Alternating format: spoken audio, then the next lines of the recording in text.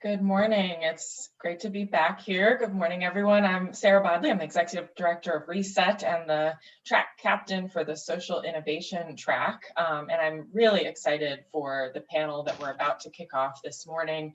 I have to say a shout out to the fact that we have 3 Reset alumni involved in this panel this morning. And with the whole Social Innovation track, we really are looking to tackle a couple of different angles on how business can be a tool for social change and for real positive impact, environmental and social.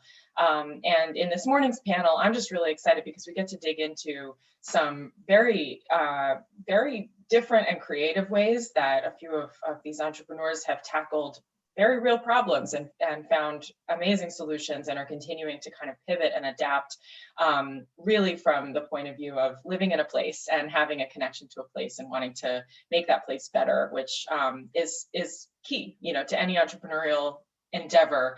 We always want to be as connected as possible to the people that we're serving. So I think you're going to hear a lot of that this morning.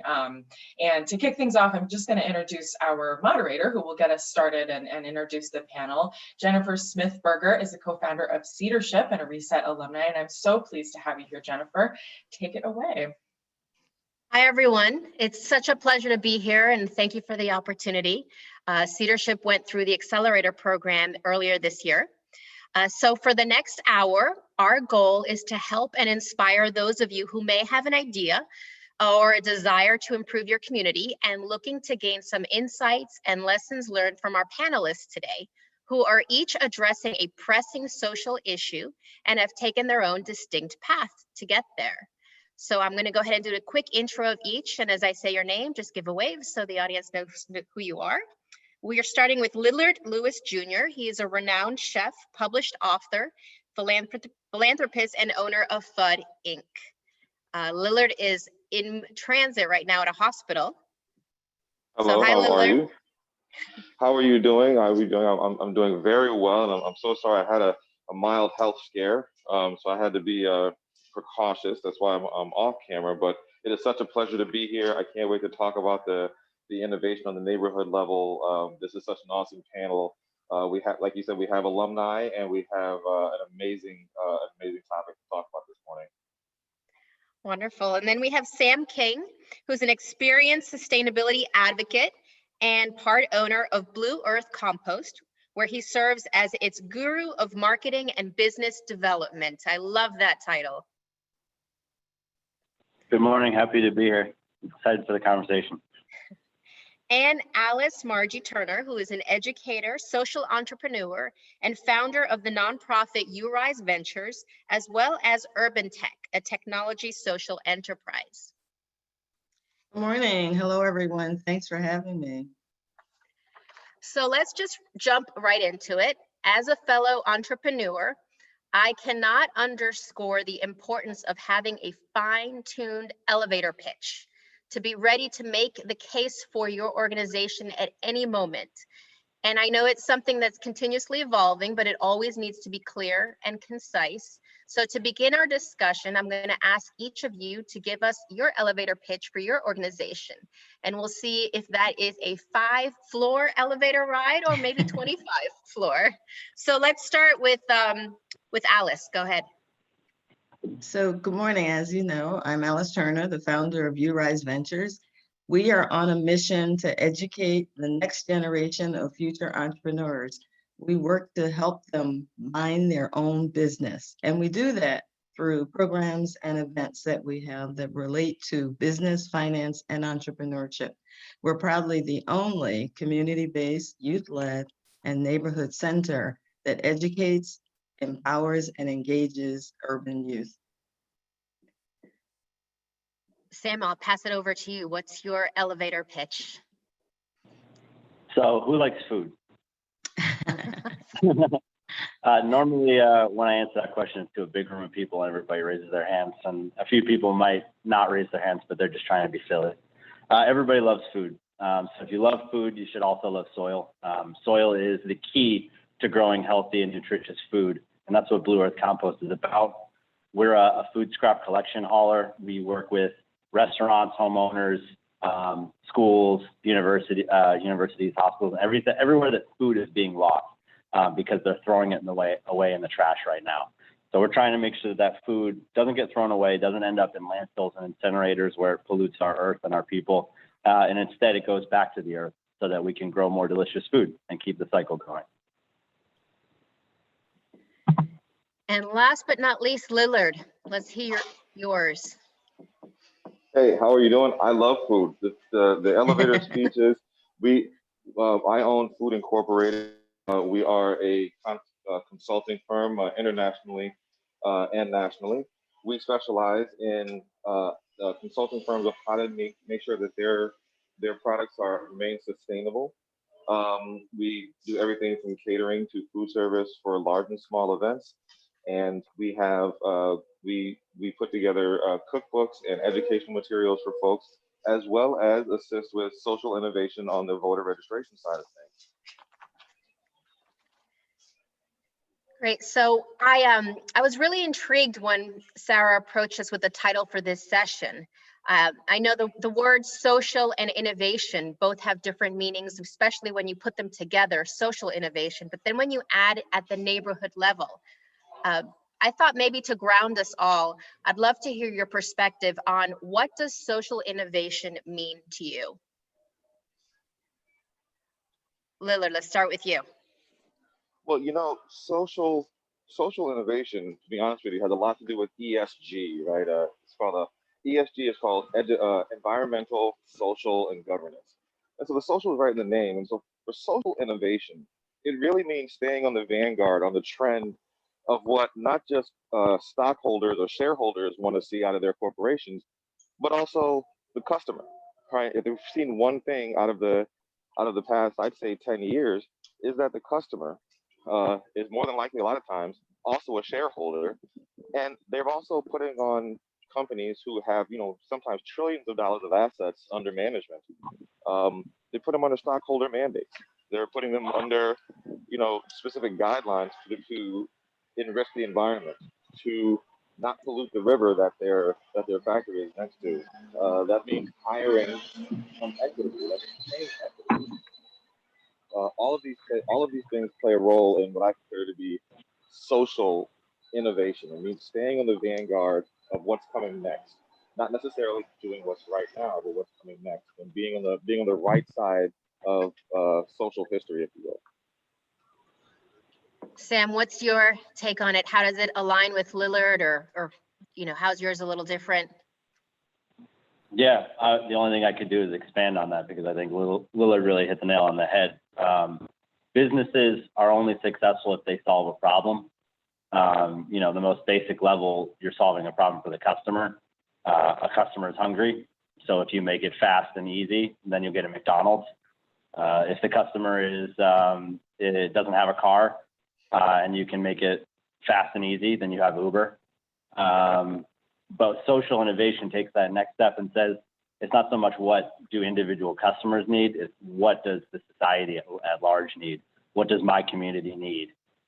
What does the world need? What does the environment need? So it starts to integrate those concepts of the triple bottom line, where businesses are not just thinking about their profit, but they're thinking about how their products and services affect their community, both on a social level, the environmental level, and on an equity level. Alice, I see you nodding your head. Yeah. Yeah, I mean, I agree with what the gentleman say. From my perspective, it's leaving the ivory tower, leaving the corporate sector, and nothing wrong with that. I spent a lot of my working career in the corporate sector, but for me, it's going into the neighborhoods, going into the community, and addressing the issues that the people and residents there all know exist and are just waiting and wanting for someone to come in and tap their innovation, tap their ideas, and help them take what they know is an issue for their people and for the residents and for the community, and come together and innovate and come together and create solutions. I dare say, if you were to walk down any side street, you'll run into people who have great ideas. They're really innovative. They know what to do. to change and they know what to do to make their communities better. But no one has really given them a voice and no one has given them an opportunity. And that's what I think social innovation is. It's really committed to getting into the neighborhoods and getting into the community and tapping into the people and actually giving them a chance to innovate and address the social issues that they are deeply embedded in. So I want to jump into the next question is, there is no shortage of great causes and needs in the community. How did you each find the issue that you decided to address? And more importantly, how did you know that that's the one for you to help try to solve? Whoever wants to jump in first. I'll jump right in. So, for my company, as I began to mention in the beginning of the introductions, I decided to take on voter registration. Right? I wanted to take on voter registration in a big way on the neighborhood level because I felt like voter registration on the neighborhood level transcended and ascended really up into the state and the national level. But it kind of starts with us understanding that the civic responsibility shouldn't feel like such a responsibility. It should really feel like like a big family teamwork effort. And so I figured, how can we, as I was listening to people talk about the issue, I said, how can we get people in the room? How can we get people involved? And sort of similar to the other gentleman's question, who likes food? It was like, yeah, everybody loves food. And so what we did was we innovated and took a former, what was formerly a food vehicle, and retrofitted it, took all the food stuff out of it, and really turned it into a voter registration device, where people can, if it's a mobile registration or voter registration vehicle, and we can travel to where the people are, provide food and access to the voter registration. And I think this is a phenomenal way to integrate what my company naturally does, which is promote food, and address what we felt was a dire social need, which was to get more people involved. Hartford itself, at times has an 11 or 12 or 13% voter turnout rate. That affects everything.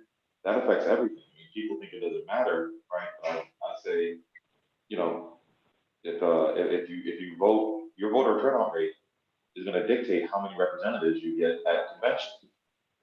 And your vote at convention is going to dictate whether or not your candidate maybe makes it to the primary or doesn't. So it always matters. And when we're sitting there, eating some delicious food and filling out voter registration, we can talk about these issues and kind of educate folks. And the food gets them in the door. And so that's how I decided on what my calling was, what my vision would be. It would be using my natural gift of talking to folks and providing these culinary dishes and getting them to understand that their civic duty should feel more like a responsibility and should be fun. I love that. And Lillard, also with the food, encouraging and driving conversation and helping them realize what they share in common. Yeah. When I did last year around this time, I was on CNN and I was speaking about I was speaking to some security workers over at the Bradley Airport. We were talking to some TSA agents. At the time, they were furloughed for months, for at least a month, and they were hungry and they were starving. These are people who perhaps may not have shared the same lifestyle as I did. We were perhaps on far different spectrums of the social discourse, of the political discourse. However, there's nothing political about being hungry, right? There is something political about who gets to eat, perhaps, and what they get to eat. But at its core, people were hungry, and we were able to find a kind of like a common ground around just kind of me walking across the street, walking up there to the Bradley Airport with my very good friend Curtis Robinson. I want to make sure I recognize him as well. He was part of that effort, and feeding people. And I got to know people I never would have known. And it was just a phenomenal event. So Alice, tell us how you translated your corporate experience to find the niche that you are trying to solve and address. Yeah. Yeah, so I started URise about 10 years ago, and it all started with a random visit to a gas station to fill up my tank. And a Hartford Current headline caught my eye. It said something like, "The rich are getting richer, poor are getting poorer." And I, had read articles and knew about the deep and persistent poverty that's in Hartford, even as recent as 2015, when areas of Hartford were deemed, in particular the North Hartford area was deemed a promise zone. And so each time I'd see these headlines that just talked about the income inequality and the widening income gap, I thought, somebody's got to do something. And I realized that somebody was me. So at the same time, I left my corporate career and I was working with young people, and they would talk about how they wanted to start their own business. They literally wanted to mind their own business. They wanted to make their own money. They wanted to do their own thing. And as they say, the proverbial light bulb went off. I thought, aha, that's how I'll connect the two. One of the ways in which we can have students and families and communities understand what they need to do to really improve their financial situation is through education and through entrepreneurship. So I married the two. I created URise as a way to help what started as high school students. I now also work with middle school students and offer them business and entrepreneurship training and in an experiential way. I'm proud to say that one of our annual events that we have held recently, June of this year, we had our first virtual pitch competition. So we gave students a chance after working with them for months to prepare their business ideas and package them much like Shark Tank and make a virtual pitch for real money to get started.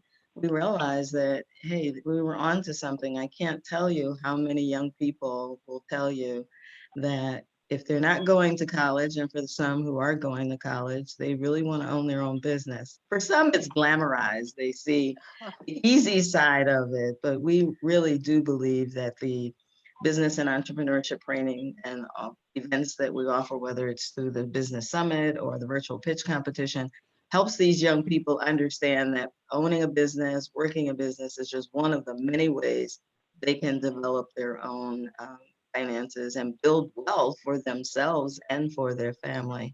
So that's what we're absolutely committed to doing. So Sam, turning to you, how did you know food scraps was going to be your destiny? How did you know that was the problem you were going to try to cut down? Well, the quick answer is I didn't. Some things you plan in life, some things you fall into. In my own path in life, in college, I helped develop a food scrap collection service at our university for the offices on campus, where we would drive around on a bike and pick up the compost. But I never thought that would turn into a career, and it really wasn't the idea. I can't speak from the experience of a founder of this business because I wasn't there when it got started. I joined later after I met the owner of the business, Alex Williams, and my current partner. Although I can say that food scraps wasn't specifically what I wanted to do, I always had an environmental consciousness, being somebody who grew up in the country, spent a lot of time outdoors. Once I partnered that with learning about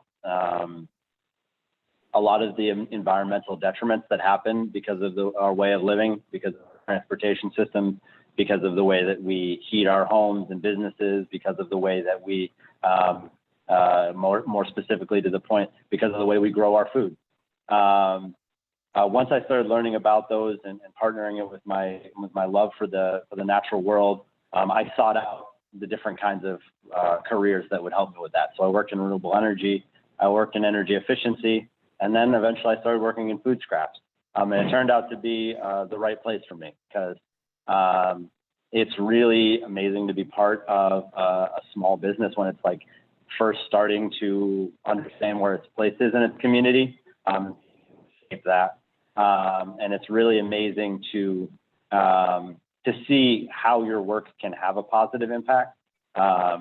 it's not always easily tangible when you work with the environment, because obviously the environment is a very big thing.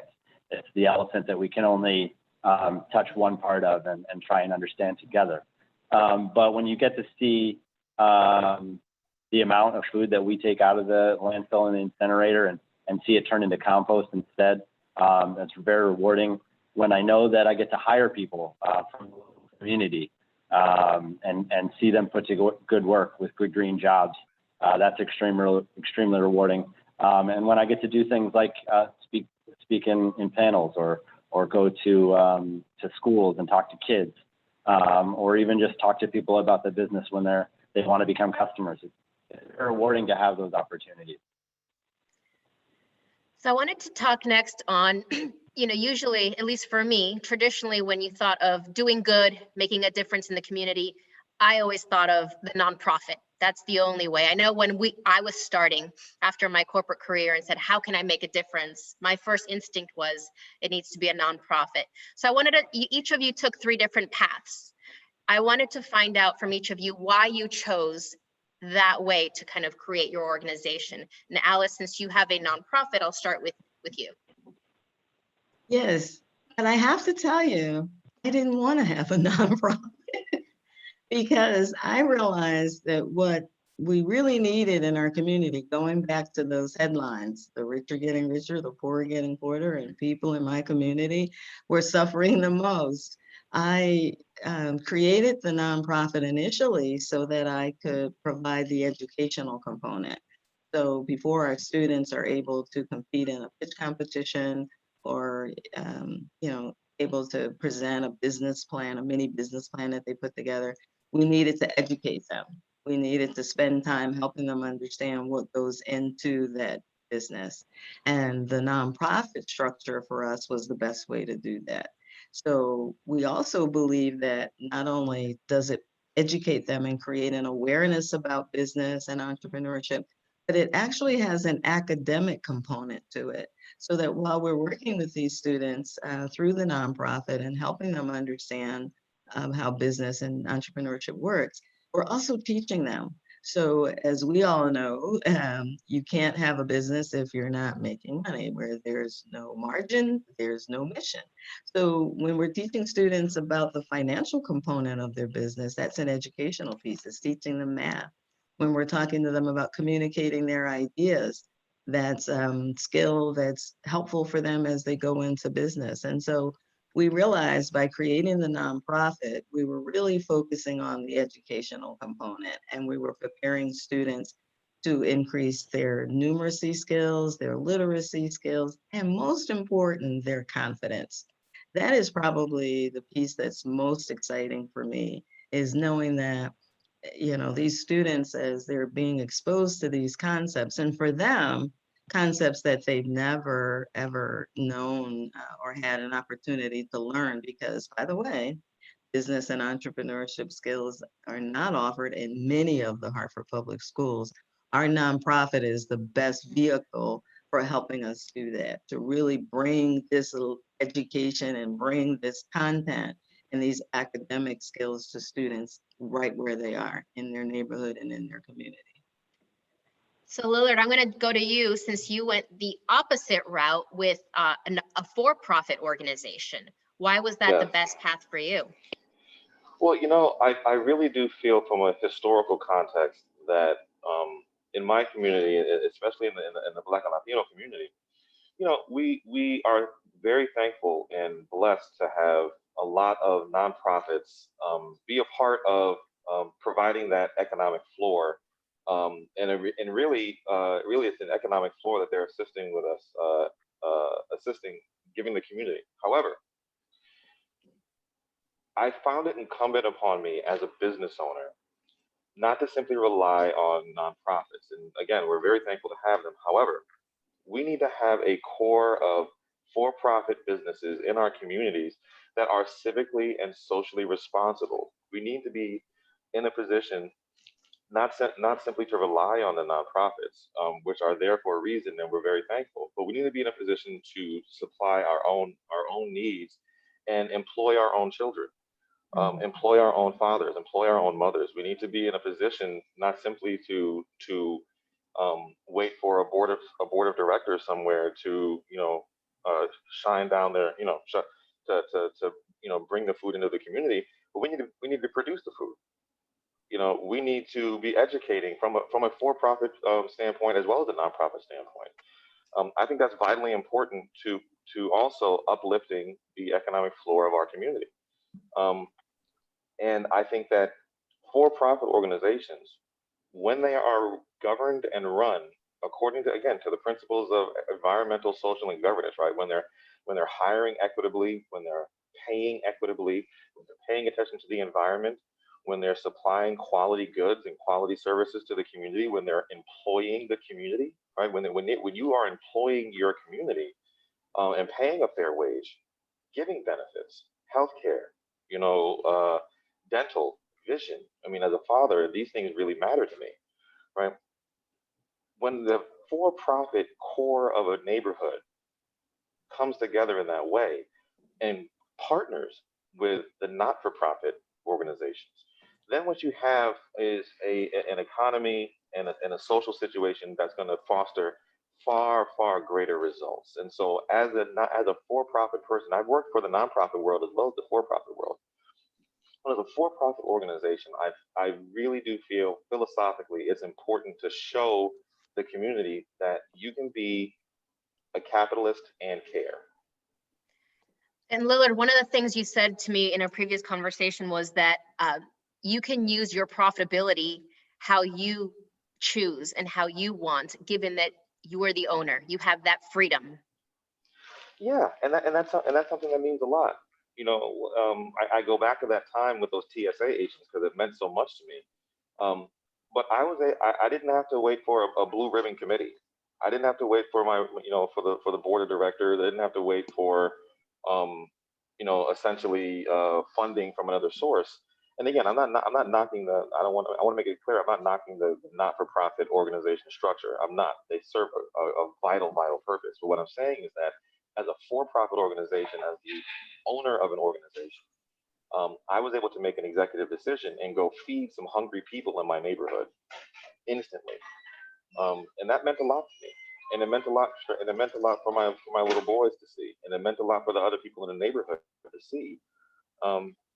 Look, we've got our issues in the country.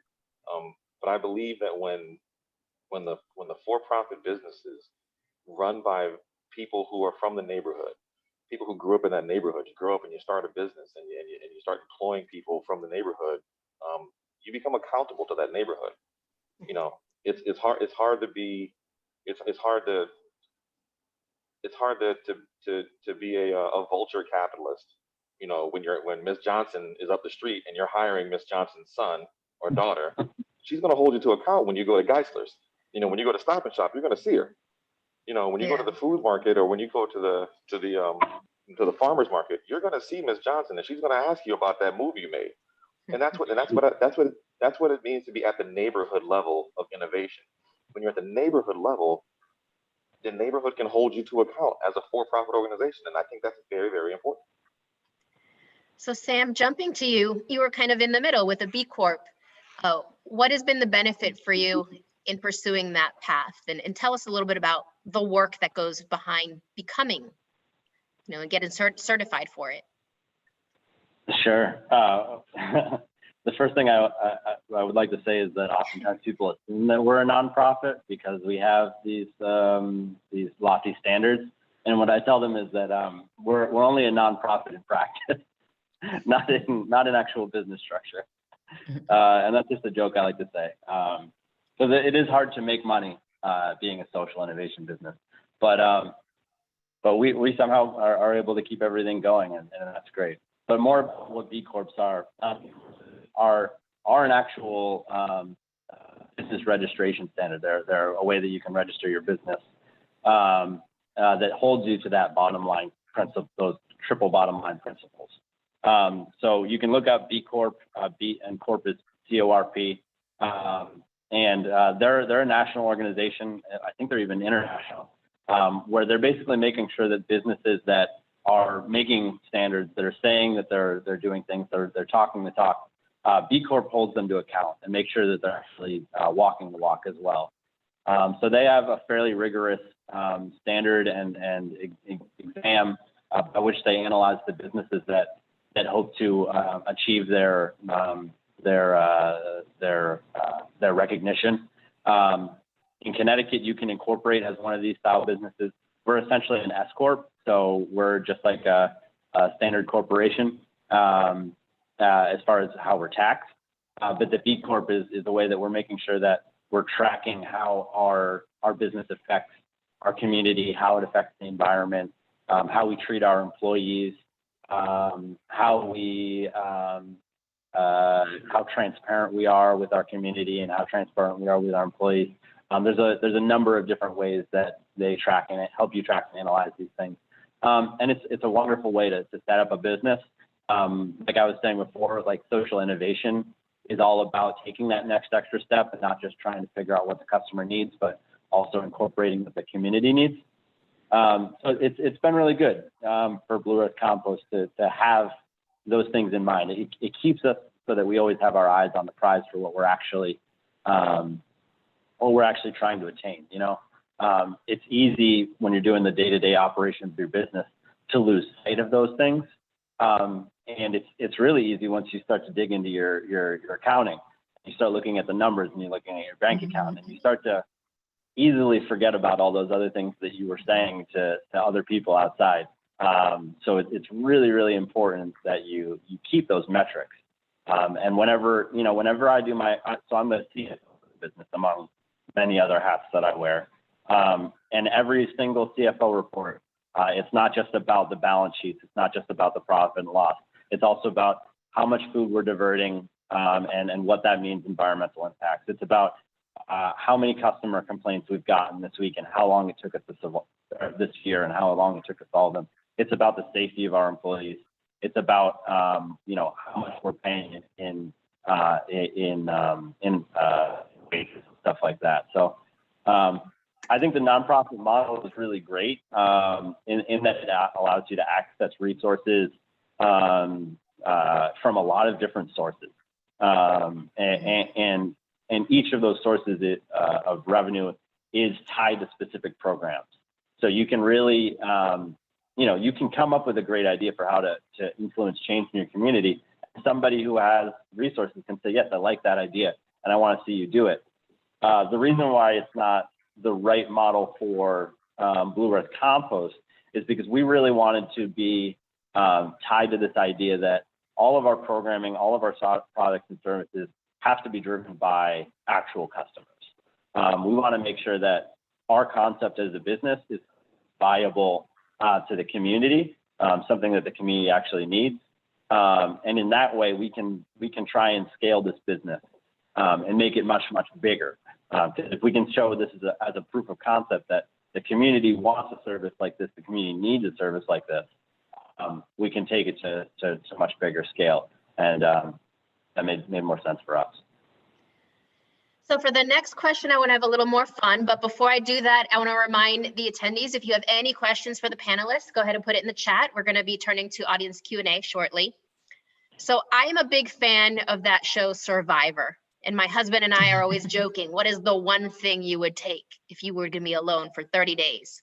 So I'm going to ask you, what would you say you need to put as an entrepreneur in your kind of backpack mentally? What is the gear that you need to kind of take on being an entrepreneur and addressing a social cause? Is that just one thing, or is it like, or we're just going to do like? Well, give me one, like the one thing you have to have, or your top three. So, Lillard, let's start with you. Ooh, the one thing you need to put into your book bag to be a great entrepreneur.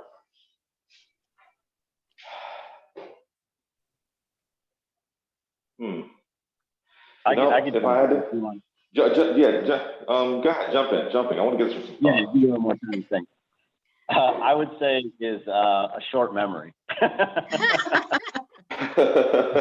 You gotta be able to weather the slings and arrows of being a small business owner, because there's a lot of trials and tribulations. It's very difficult. If it was easy, everybody would do it.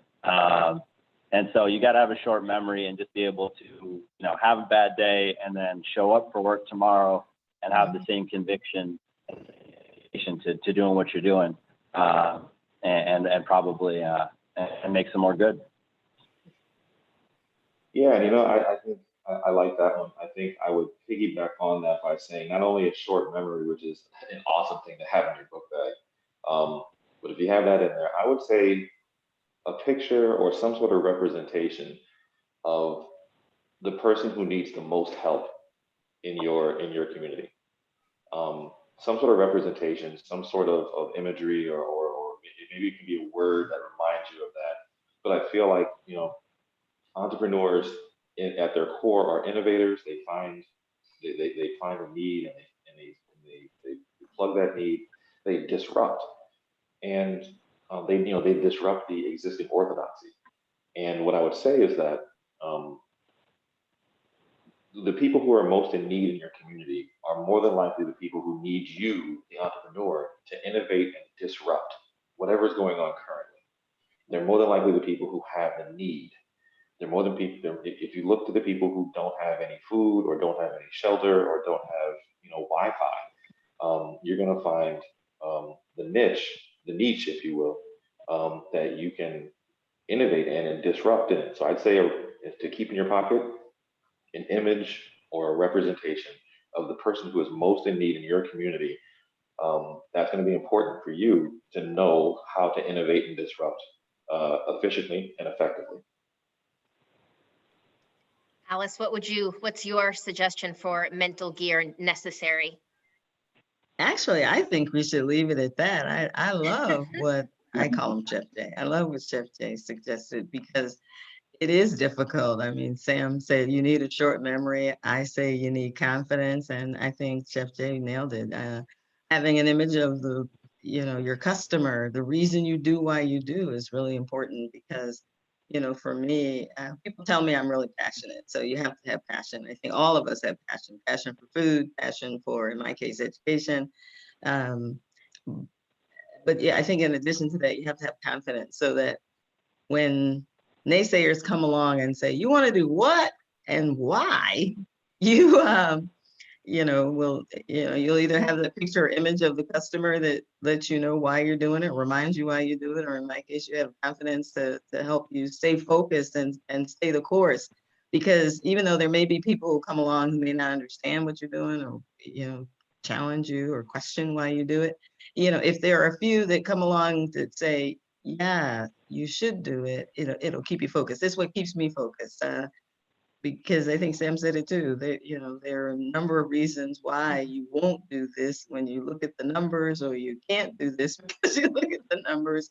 But if you know that what's driving you is not only your passion, but that customer at the core, then it definitely keeps you going. And this is what keeps me going.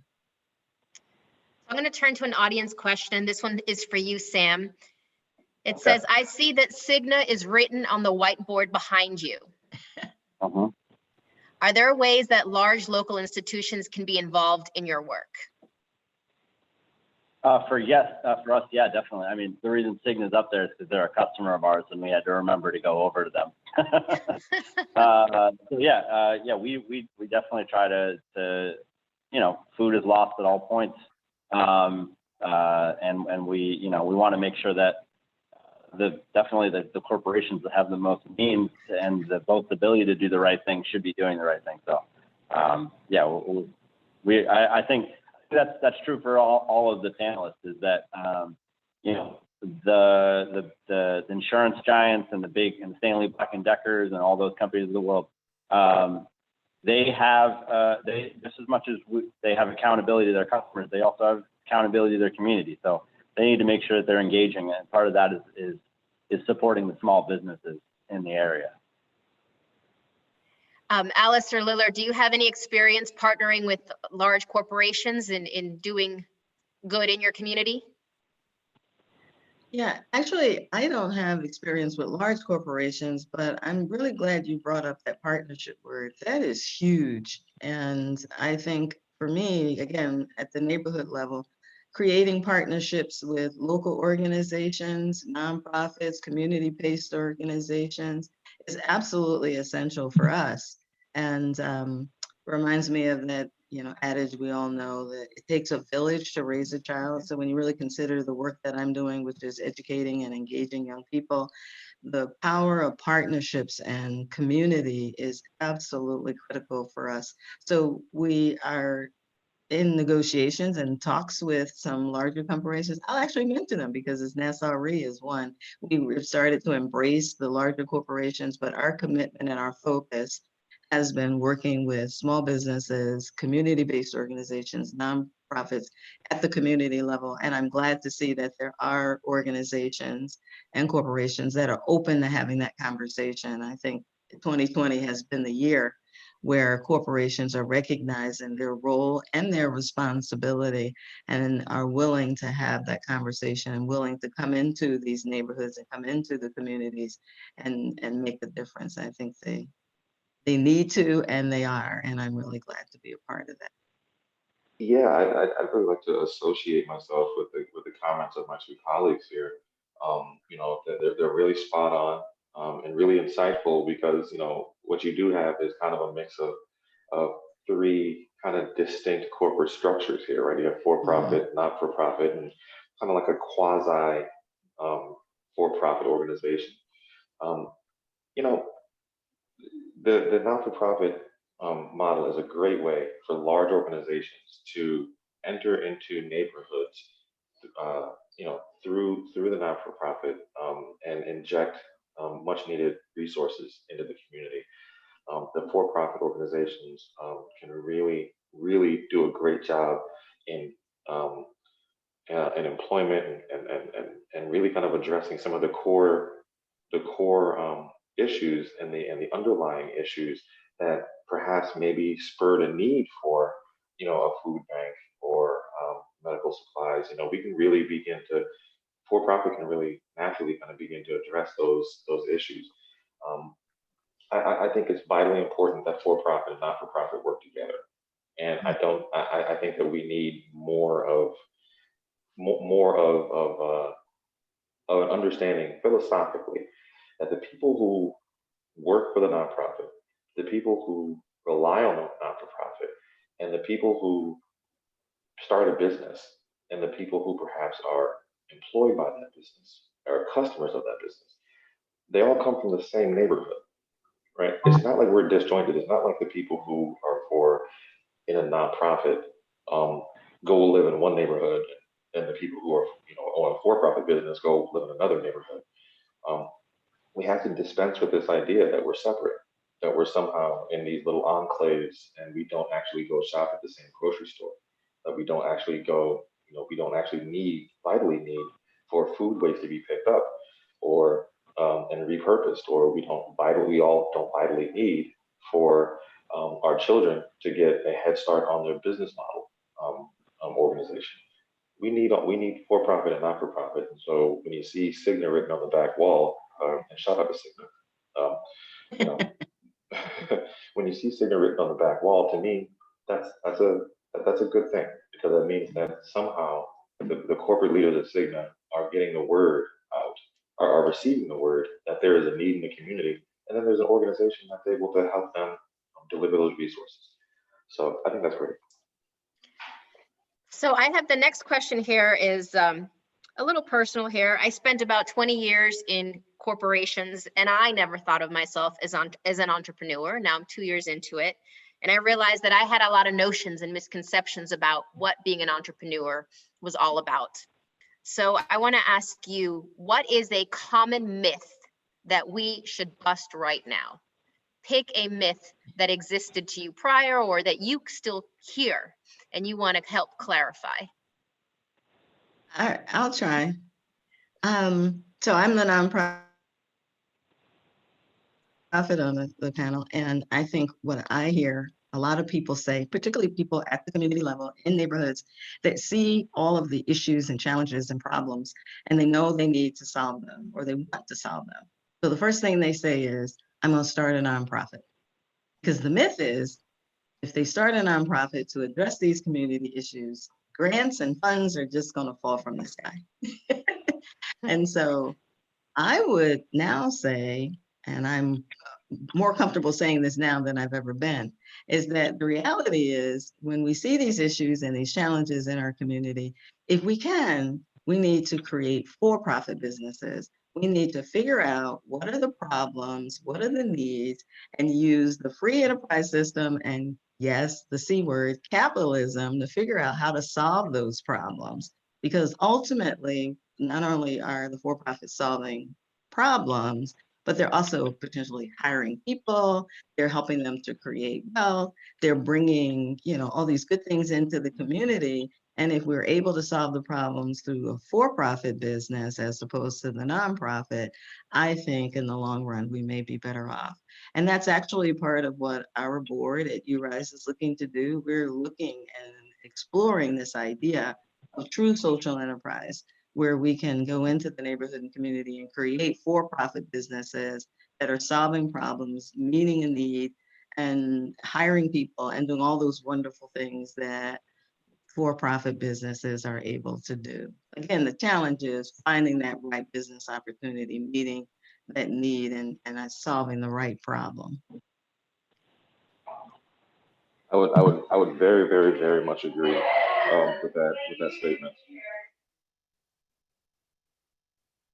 Any other myths we want to help bust right now, Sam or Lillard?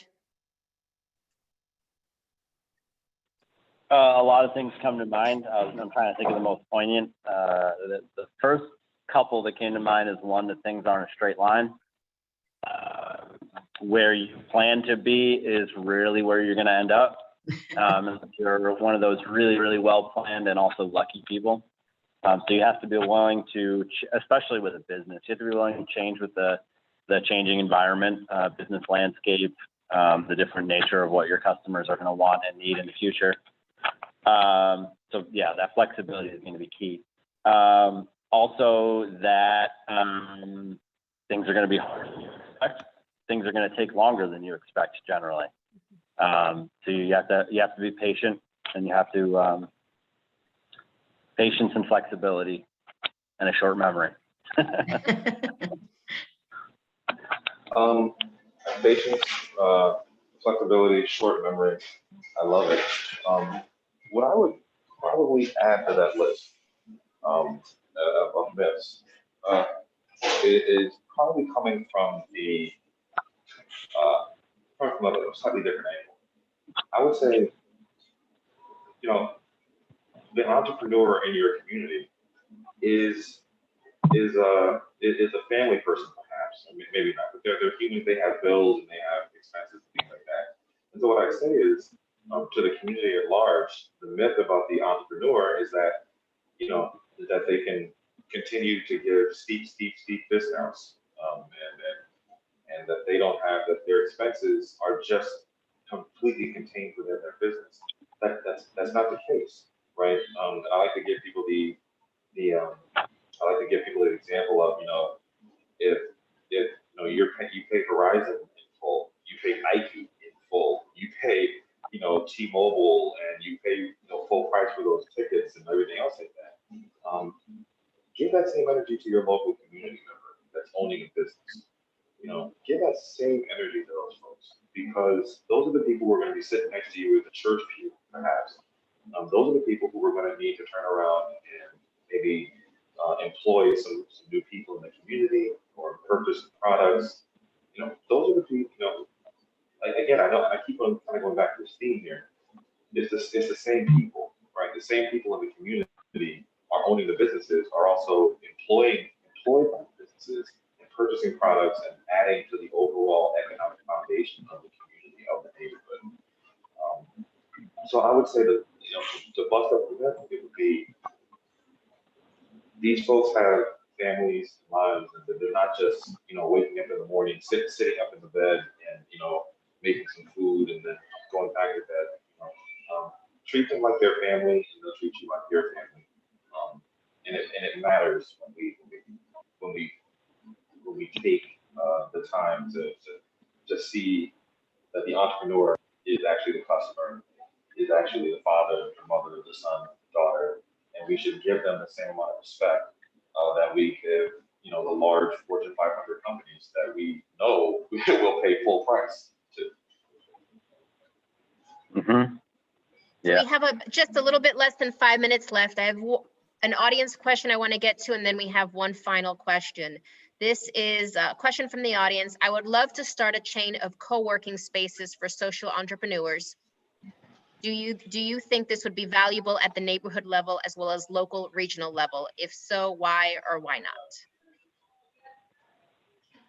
I would say definitely. I mean, all three of us come out of Reset. So that, Reset was a huge asset to our business, especially early on, because neither myself or my business partner had any experience running a business before. We didn't go to business school. We were just passionate about the environment. And I learned some extremely, extremely important concepts about how to present the business, how to make sure that the business plan is sturdy, how to figure out who your target customer is and stuff like that. So definitely valuable. I mean, it's a space right now that you'd have to be very cognizant about, because obviously people are working from home more often right now. I think people have a want and a need to be congregated in a social space with other entrepreneurs. It's just obviously with the pandemic, you have to be very cognizant of that and figure out ways to incorporate it into the living situation that we're all going through right now. I would say that's probably the biggest value that we at Cedarship got when we participated this year, was being in a room with others and seeing, all these falls and pivots that we're going through are completely normal. So it was very reassuring to see and share other people's journey. Mm-hmm. Okay, yeah. So to wrap it up, I'm going to ask one question here. For all those aspiring social entrepreneurs with us today, what is the one call to action you would tell them, to get moving after hearing this panel or participating this week at Techstars? I'll try it. I would say don't go it alone. You'll be surprised and amazed when you start a conversation, how many people share your passion, share your commitment, share your interest in a particular issue and a particular challenge for our community. So don't go it alone. Start a conversation and find ways in which we can come together and work together. The need is great. The need is, just beyond my comprehension. So we really need to have a conversation with other people and come together and work together. Just absolutely not go it alone. Yeah, I absolutely love it. I would say take yourself seriously. It's sometimes I know at times we can say, oh well, I'm not the one to fix this problem, or maybe I can see the need, but I can't really, I'm not that smart, I'm not that great, I'm not, I don't have the resources, I don't have the talent, or I don't have the time. And this kind of really goes into what was just mentioned, which is don't go it alone either. Take yourself seriously and don't go it alone. And I think once you take yourself seriously, once you exude, once you put off the energy, right? Once you're giving off that positive, I can do it spirit energy, other people are going to want to be associated with that as well. They're going to feel like they can do it, and then you're not going to have to do it alone. But take yourself seriously. Don't wait for somebody else to disrupt. You disrupt. So that's what I would say in a truncated form, because I know we're running short on time. Take yourself seriously. Take your talent seriously, and don't go it alone to associate myself with the conference. Cool. To expand on those wonderful, wonderful points, I would say yes whenever physically possible. As a small business owner, you're going to be your best advocate, which means that you're going to be speaking to a lot of people, which means a lot of people are going to want to talk to you about what they're doing. You need to, as a small business, build community, and that means saying yes when other people ask you to help out with something. whether you have no idea whether it could actually help your business in the long run, it shouldn't be any part of that decision-making process. Just make sure that you are being there for your community, and they'll be there for you in the end. So let's end with that. We have don't go it alone, look for partners, take yourself seriously and your talent, and say yes. I would add to that to remember that it's a journey and to celebrate all the steps as you're moving forward. You know, don't be so focused on the end result, but just enjoy the journey that you've chosen to take. So for everyone, thank you for joining us, and panelists, thank you for taking the time today, and enjoy the rest of the week.